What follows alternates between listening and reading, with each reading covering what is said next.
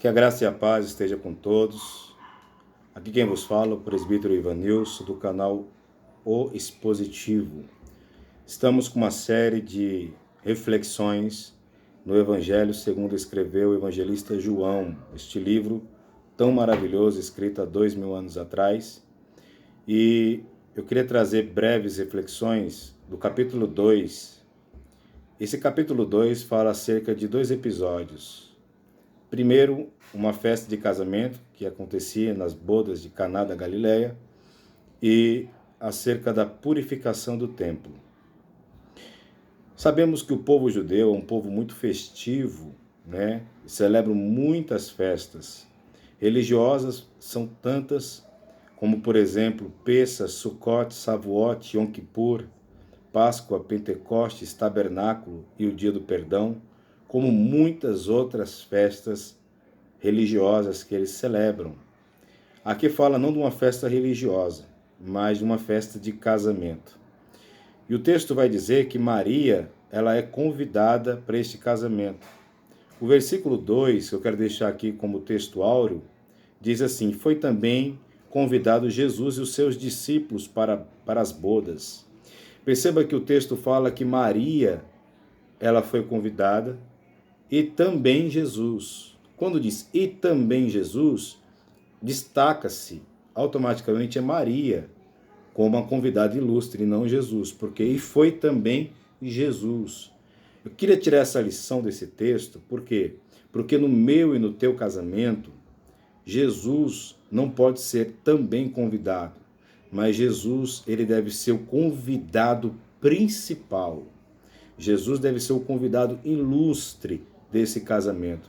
Porque se você perceber bem, o casamento judaico durava 7 dias de festa.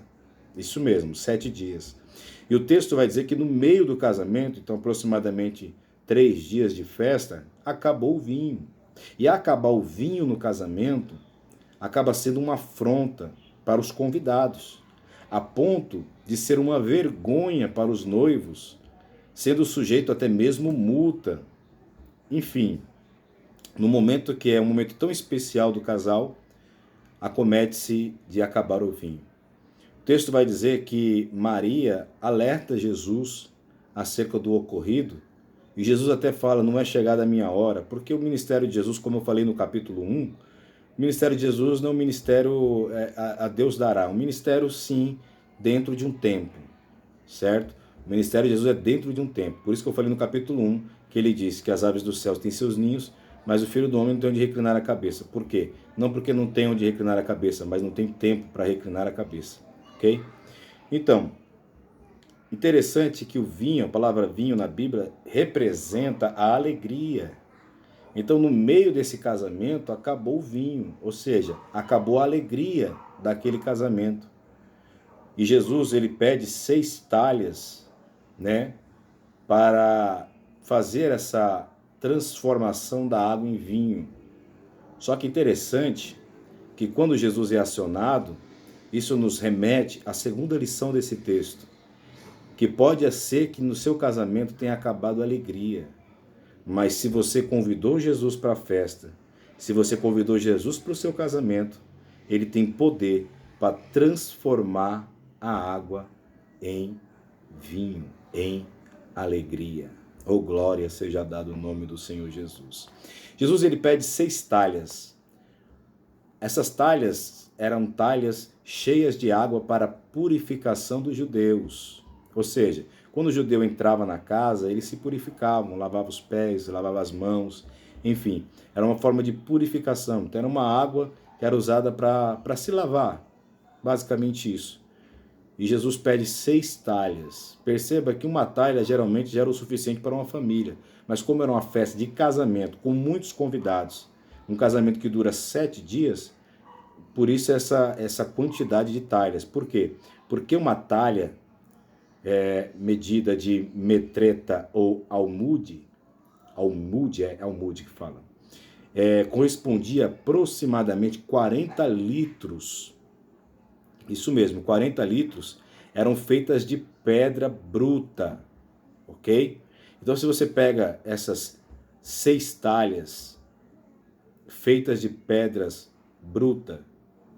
E o texto diz que em cada talha dessa cabia 2 a 3 metretas, ou seja, 40 vezes 3, 120, vezes 6 talhas, eram 720 litros de água. Porém, o texto revela que essas talhas estão vazias devido ao decorrer da festa, devido à purificação dos judeus. E Jesus pede para encher exatamente isso, encher essas talhas de água, 720 litros de água. Meu Deus do céu, é muito forte isso. Jesus pede para encher essas talhas, e o interessante é que ele transforma essas águas inodoro, incolor, em vinho.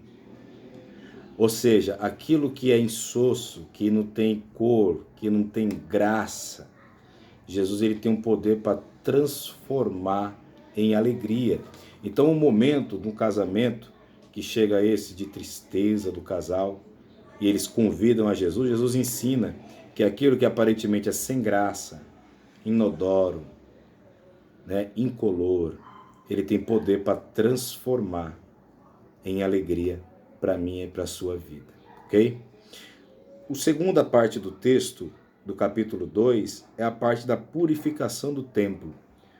O texto vai dizer que Jesus chega no templo e vê os comerciantes comercializando dentro do templo, e Jesus vê aquilo, fica indignado, expulsa os cambistas que estavam dentro do templo.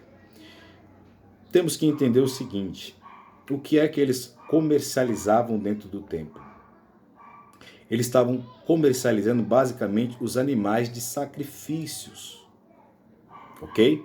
Então, o que fazia parte do culto eram as ofertas, eram os sacrifícios a Deus.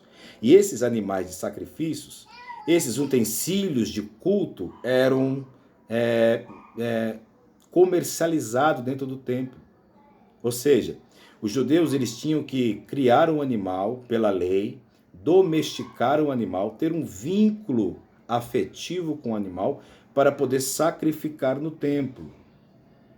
Aí muitas pessoas pegam esse texto e acusam a cantina da igreja, acusa o pregador que trouxe o CD para vender lá fora do culto, ok? Enfim, acusa muitas coisas, mas não entendeu ainda, não compreendeu o texto, que ali Jesus ele fica indignado porque eles estavam comercializando o culto, porque os animais faziam parte do culto, ok? Não é errado a igreja fazer uma cantina depois do culto, lá fora, não é errado. O erro que Jesus vê ali no templo é que estava dentro do culto, no ambiente de culto, com requisitos de culto, objetos de culto, né, comercializando. Ou seja, aquela pessoa que era para ter um vínculo com a sua oferta, domesticar o seu animal para entregar no templo, ele não tinha esse compromisso mais. Por quê? Porque chegava no templo, já tinha os comerciantes comercializando. Então, o que acontece? Ele vivia uma vida desregrada, certo? Sem compromisso. Chegava no templo, ele comprava o animal ali, fast food, né? Micro-ondas, rapidinho, comprava e entregava no altar de Deus. Isso deixou o Filho de Deus, o nosso Salvador Jesus, indignado, ok? Indignado com a falta de compromisso de quem comprava e com a ganância de quem vendia. Então, para finalizar essa lição da purificação do templo é essa. Jesus ele não suporta pessoas que vão para o culto sem compromisso e pessoas que vão para o culto com interesse, ok? Culto não é lugar de pessoas descompromissadas e pessoas interessadas em benefício próprio. Culto é lugar de você adorar a Deus, é lugar de você entregar o seu melhor para Deus, ok? Então fica com essas lições do capítulo 2 do Evangelho de João.